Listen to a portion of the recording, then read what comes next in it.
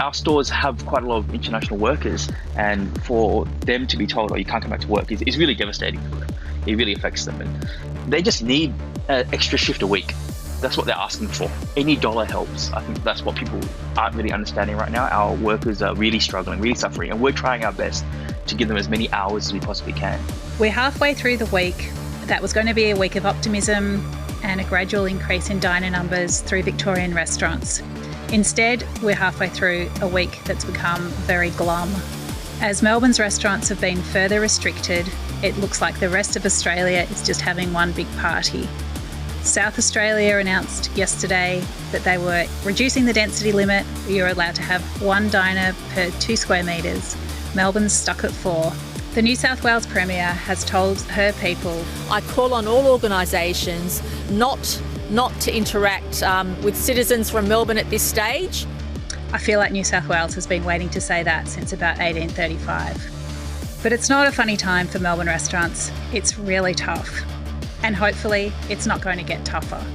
Jason Chang is the owner of Calia restaurants at 2 shopping centres, Chadstone in Melbourne's east and Emporium in the city.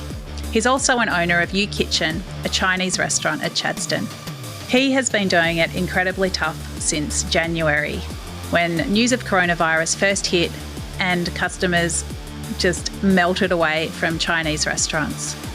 U Kitchen will not be reopening, but Calia is pushing on. Jason, have you got used to the goalposts shifting yet?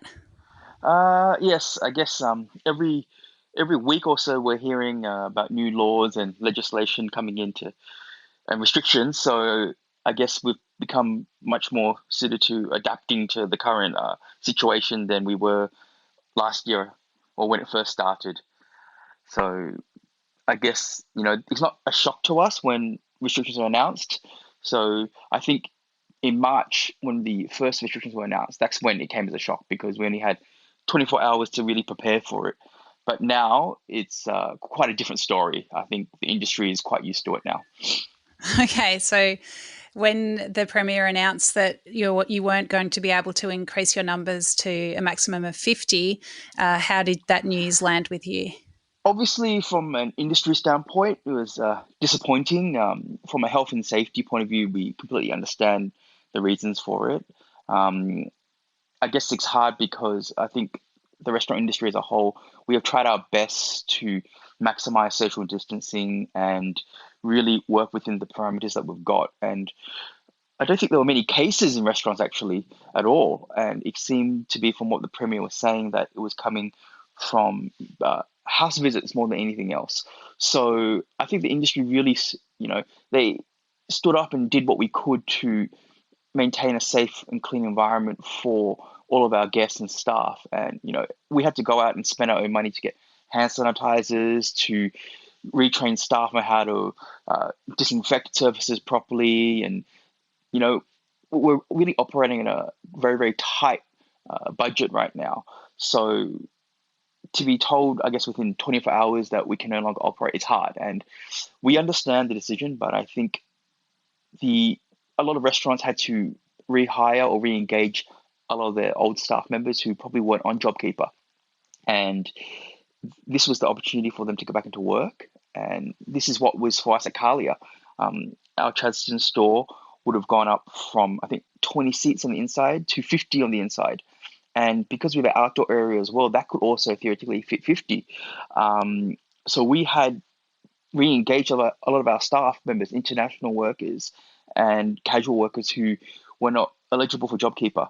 But today and yesterday, our managers had to call them with the bad news to say, "Oh, sorry, we can't get you back in until July 12th." So it was a hard call to make to these workers, unfortunately. It's such an emotional roller coaster. I mean, it must have been so nice to be able to tell people that they had their jobs back, and then to know that, on the converse, that you have to give them bad news again so quickly. That just must be very emotionally taxing. Absolutely. I mean, when we first reopened and the staff came in, they were so grateful just to have a job. And we we have staff who are working beyond the JobKeeper hours as well, and payments, and we're very pleased about that. But I guess when you see their faces, when you go into these stores and you see them smiling and pleased to be back at work, you see that camaraderie and that family feeling now.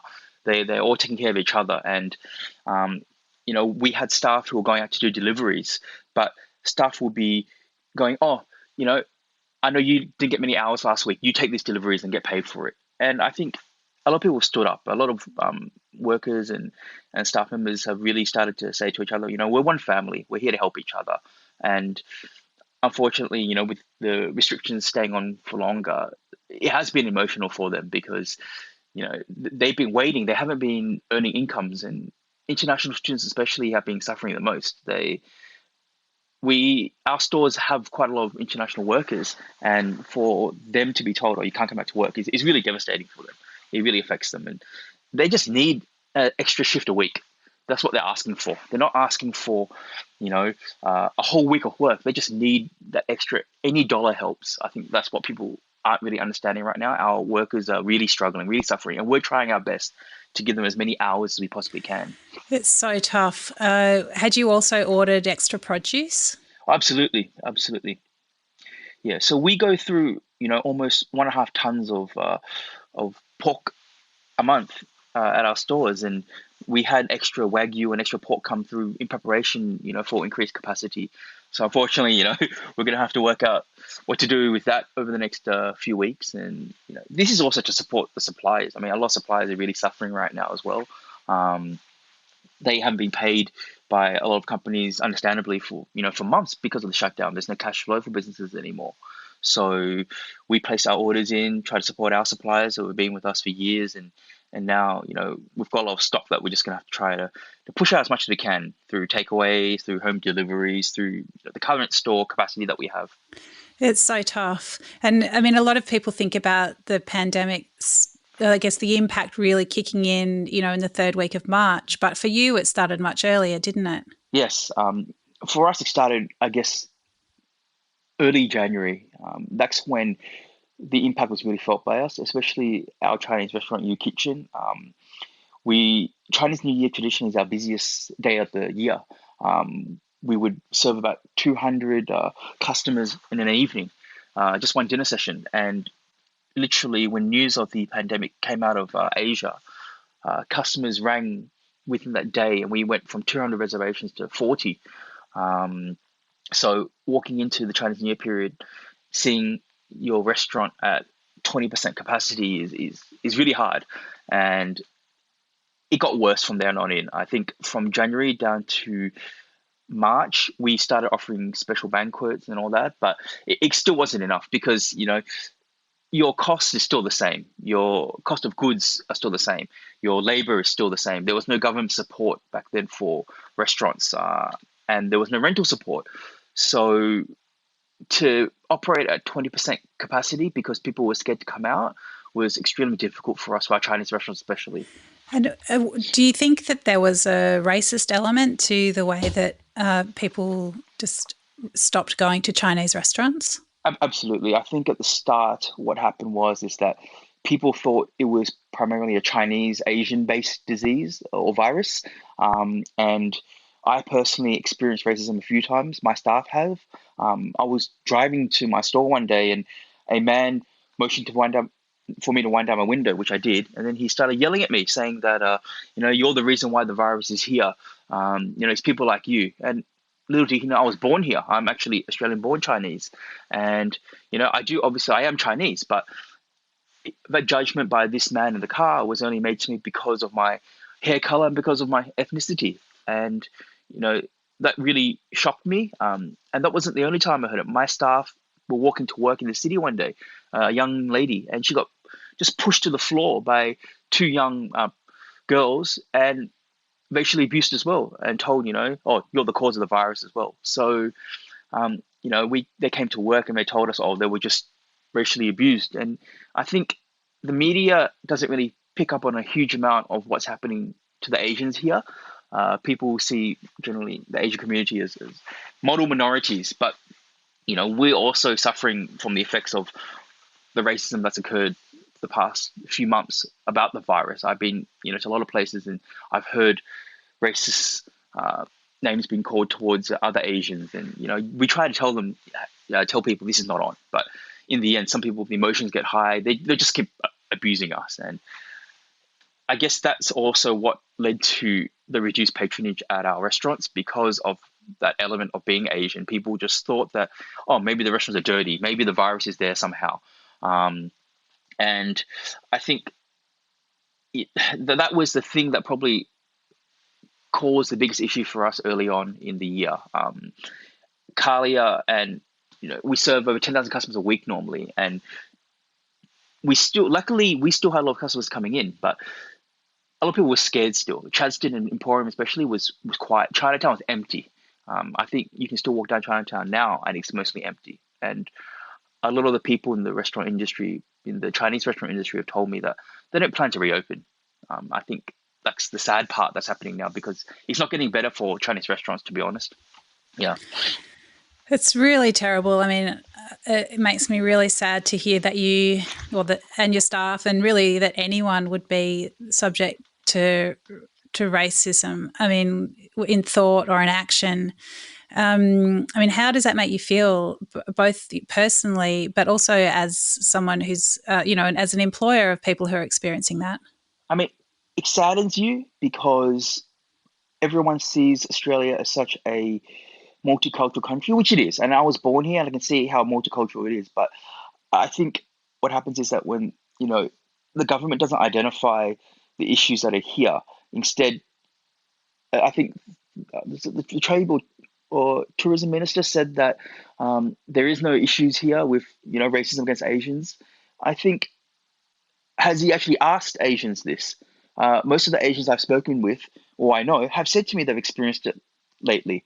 And I think, the government ministers are just hearing it from, their advisors or whoever they're speaking to. But we really are facing quite a situation where people are being quite racist towards Asians nowadays. And it makes you sad, makes you sort of look at your, what you've done, what you're trying to do for the community. Like, I employ nearly 200 staff members from all races.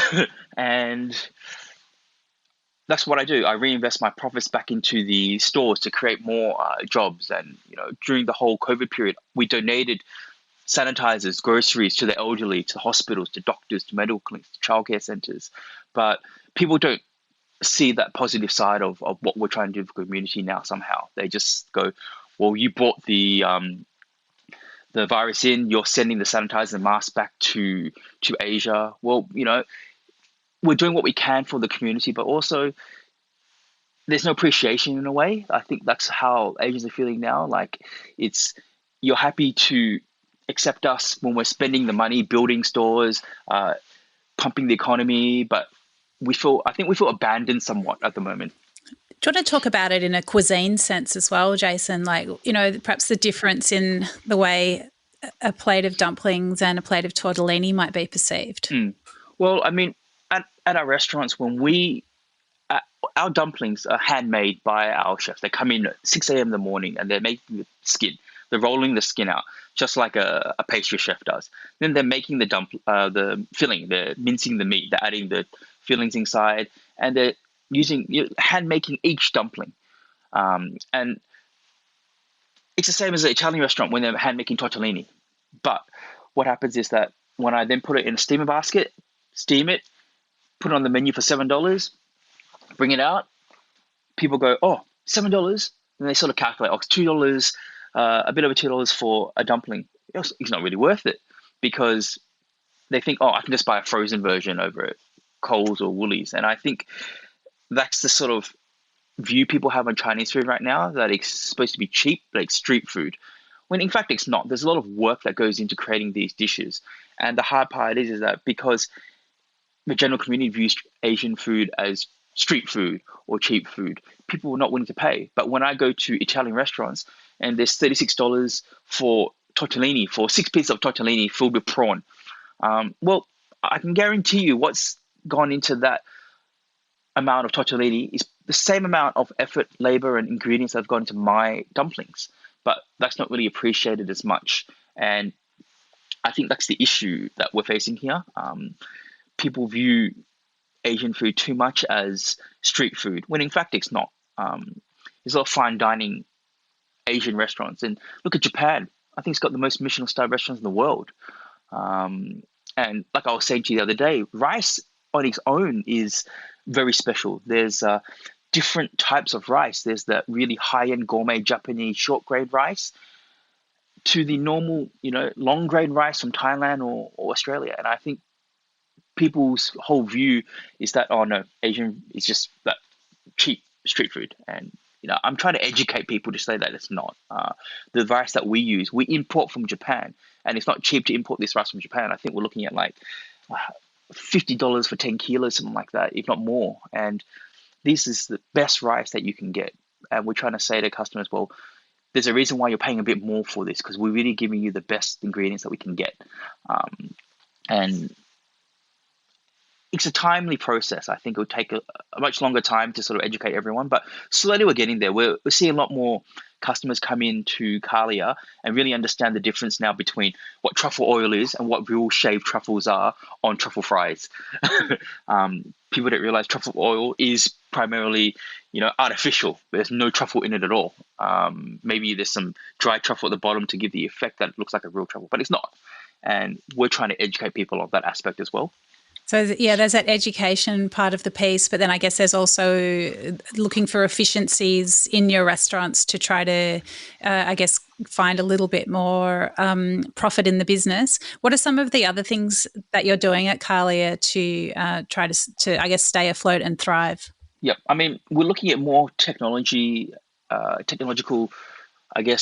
improvements towards the stores on how to improve efficiencies and make it easier for the staff and customers as well. So we're introducing QR code ordering. So when you dine in our stores now, you'll use your phone to order. So you get your phone, you scan the QR code, and the menu appears on your phone, and you order through the phone. So if you want to reorder or add more food, you scan the QR code again, and you can order more food like that.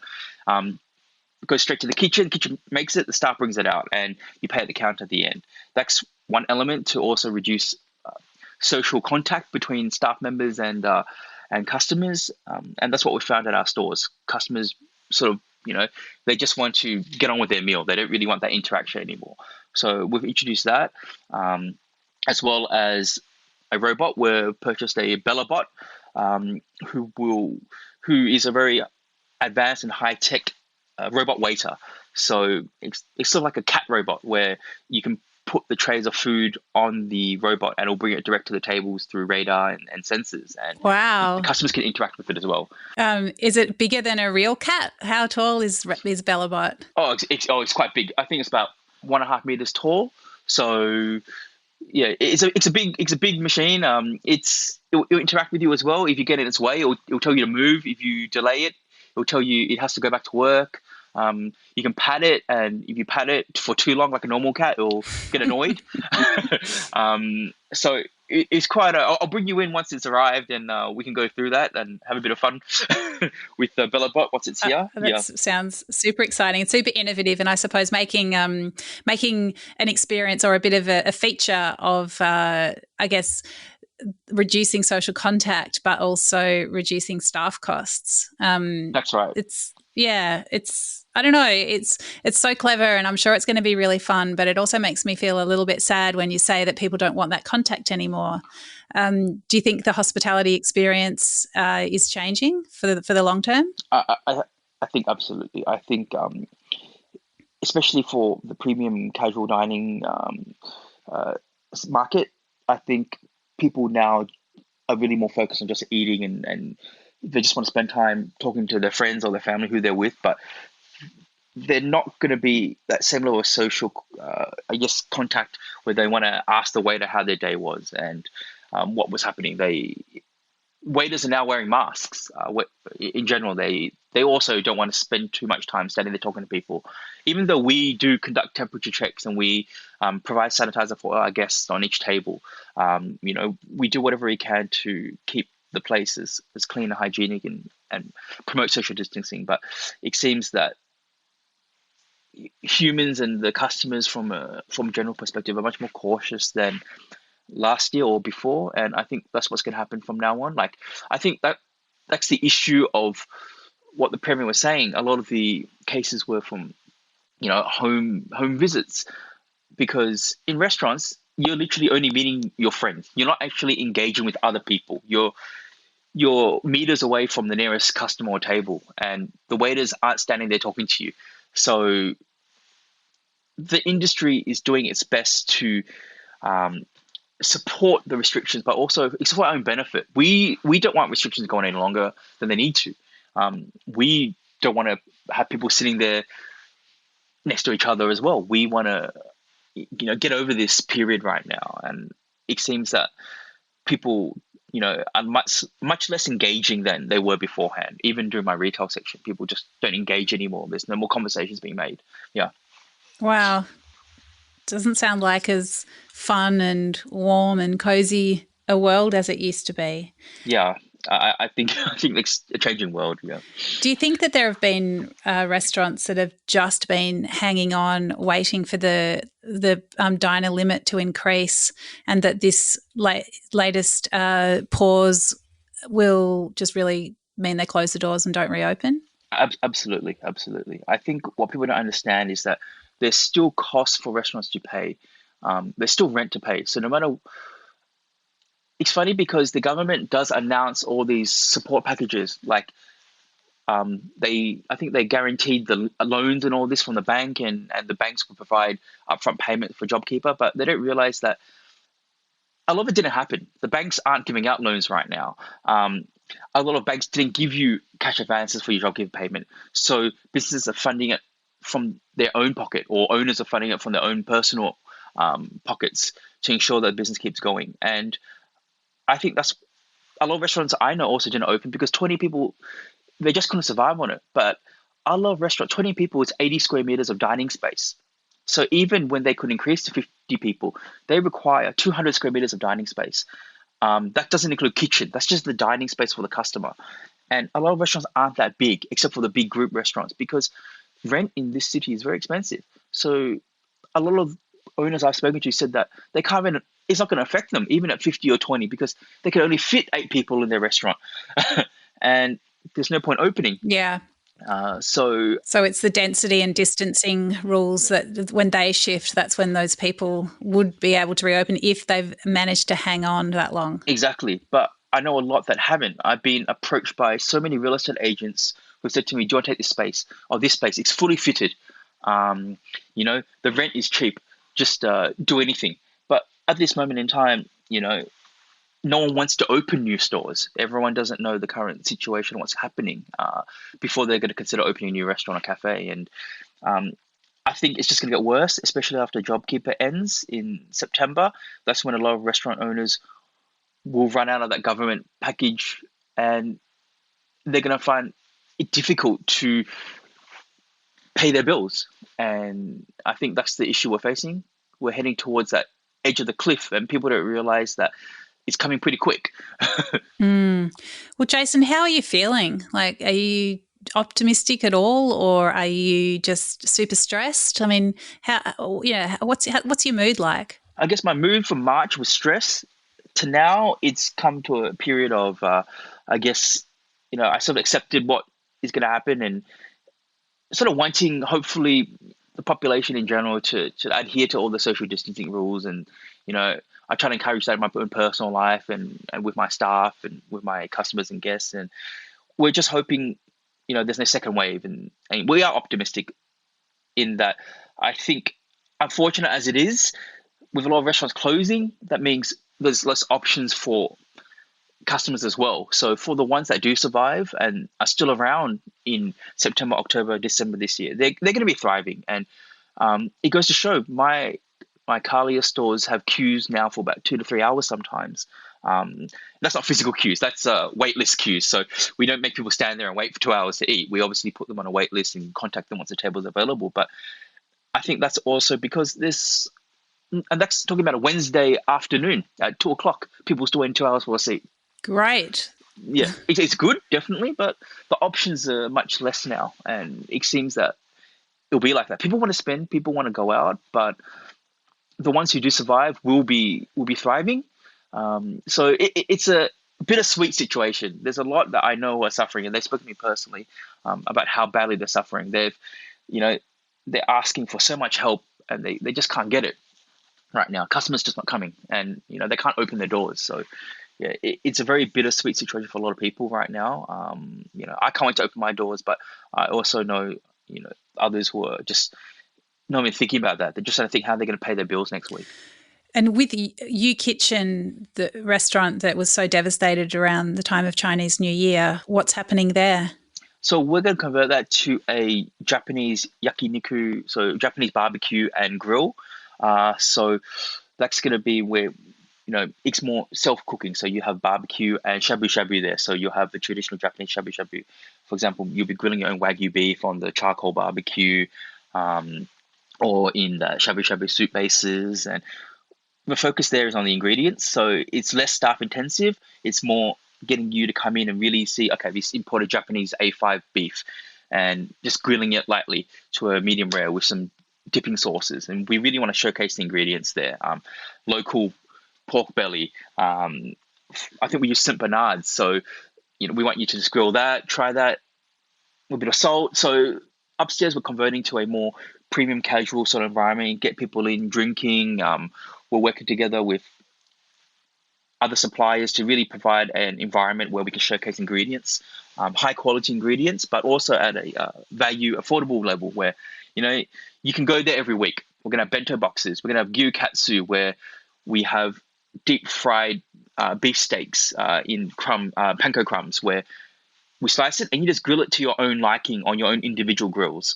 So we really want to create a very fun, more interactive, but also personalized environment now. So high-end Chinese dining, I think, like I said the other day, Flower Drum does very well, but I think it's very hard for other Chinese restaurants to really target high-end spenders now. And we're trying to move towards a premium casual model for upstairs, hence the conversion to, we want to have bums on seats, get people back and get people interacting and having fun again.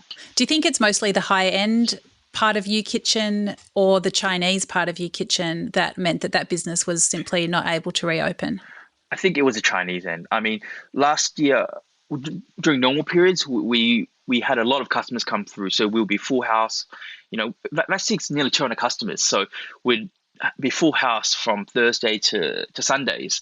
And people were willing to spend. But after that, for 6 months of not being able to produce revenue anywhere near what we're doing last year has really devastated us. And a lot of it came down to being a Chinese restaurant. And now I see normal Chinese restaurants, people are avoiding it. And not having the same number of international staff that I could have before, because they've all gone home. The Prime Minister said, if you can't afford to stay here, go home. So they all went home. I don't have that level of skilled labor in Chinese restaurants anymore as I did this time last year as well. So I absolutely think the Chinese aspect contributed to it, but also I think it's a shifting economy. We're in a recession now, officially, right? So people aren't coming out to spend that much money anymore, to celebrate, to buy champagne anymore. And I spoke to Moet and Shandon over the week, and they told me their champagne sales have been horrible because no one's been buying champagne. People have been buying whiskey and wine to have at home, but people aren't celebrating anymore. So I think that also is an element. People just aren't willing to go out and spend to celebrate and have big parties anymore. They're in a more somber sort of atmosphere. Oh, Jason, I hate that. I'm coming to Calia, I'm having champagne, and I'm going to, whatever Bellabot brings me on her little wheels, I'm going to eat. So tell me what I should order. I think, at Calia, we're introducing something called the Ocean Dream Bowl. So that is fresh Tasmanian uni with toro that is from the Toyoso fish market in Tokyo. And that also has salmon and ikura from Yarra Valley. So ikura is salmon roe, fish eggs from Yarra Valley. So that is just a real showcase of the best quality ingredients on Japanese rice. So I'd recommend that highly, because when you taste it, you can taste the quality of ingredient that goes into that. It's a simple dish, but it's all about the quality of ingredients. with a matcha latte. Oh, what about my champagne? Do you think I could have champagne and a matcha latte at the same time? Absolutely, absolutely. I think have a nice glass of champagne. Let's make it happen. Yes, I can't wait for you to come back. Jason, I really wish you all the best getting through this tough period. I love what you've done at Calia, and I look forward to heading back out to Chadstone to, what's the name of the new Japanese grill? Have you got a name for it yet? So we'll be calling it Calia Grill. So it'll be Calia as well, but different. So we want people to understand and know that he's also Calia. Great. So I'm going to go to all the Calias, and I really can't wait. I know you're going to come out the other side flourishing, and Melbourne is definitely the richer for your restaurant. So thank you so much for what you do, and thanks for having a chat today to Dirty Linen. My pleasure. Thank you for everything you've done for the industry as well. It's been fantastic. You've helped us immensely. We'll drink champagne together. Definitely. Thank you, Dani. This is Dirty Linen, and I'm Dani Valent. We air the issues that the hospitality industry finds hard to talk about. We spend a week thrashing around each issue, hearing from different people with unique perspectives. We want to hear from you as well. If you have something that needs to be said about a topic, get in touch so we can include your perspective. Contact us at dirtylinen@deepintheweeds.com.au or hit us up on Insta at Dirty Linen Podcast. We can't wait to hear from you. This is a Deep in the Weeds production.